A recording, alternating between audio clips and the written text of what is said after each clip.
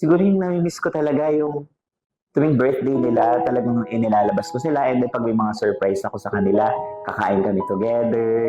Yun yung parang nami-miss ko.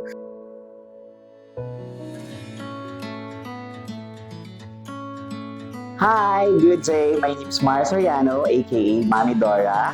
I'm 41 years old. Tira ako sa Barangay Commonwealth, Quezon City. I'm a vlogger and also I'm an influencer and a talent manager din at BL actor. Kapag gusto mo yung ginagawa mo, talagang parang hindi ka napapagod. Yung nailalabas mo yung happiness, yung saya, saka nakakalimutan mo yung mga problema.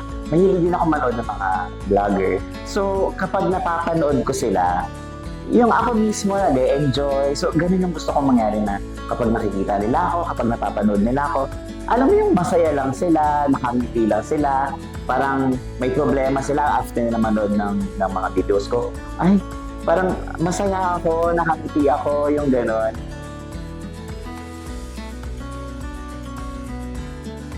Yung parents ko kasi dito na talaga sila lumaki sa Quezon City. So, 70s or 80s, nandito na sila. So, since birth, nung pinanganak, nandito na talaga ako. Ang yung ever kasi, ito yung kauna-unahang mall dito sa Quezon City. Wala pa yung mga ibang mall na nagkalat dito. Experience ko yung manood ng sine ng 18 pesos lang. Nakikita ko talaga yung ever. Naaalala ko yung family, yung parents. Kasi wala na yung both parents. Siguro yung nami-miss ko talaga yung tuwing birthday nila, talagang inilalabas ko sila and then pag may mga surprise ako sa kanila, kakain kami together. Yun yung parang nami-miss ko.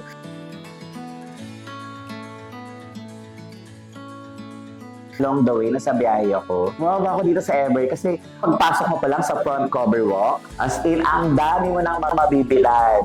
Yung paborito kong mga kanin, ayan, talagang automatic yan. Tapos, syempre, mauuhaw ka, merong mga tindahan ng mga palamig, yung mga drinks. Sa Mulak, ayan, paborito ko yan.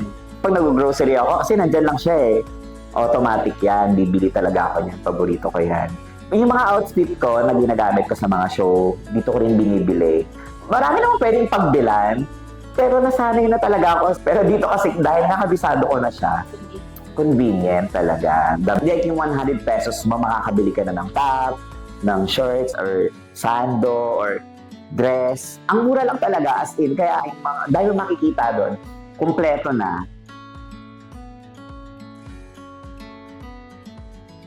Yung nakaka-influence ako ng mga tao. Like, marami ako napapasaya, may mga nakakasama ko mga celebrities, and then yung ibang mga tao, uy, buti ka nakakasama mo yung mga artists, ganyan.